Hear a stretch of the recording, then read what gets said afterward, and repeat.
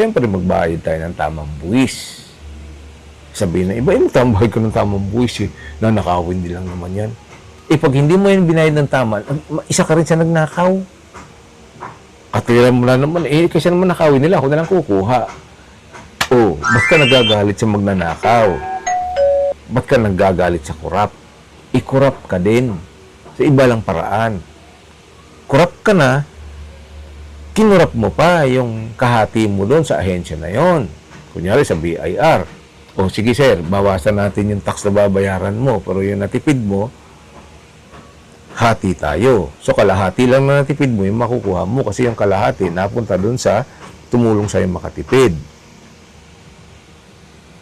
Nagnakaw siya, nagnakaw ka din. Di ba? Kaya wala kang karapatan magalit sa magnanakaw. Kasi ikaw mismo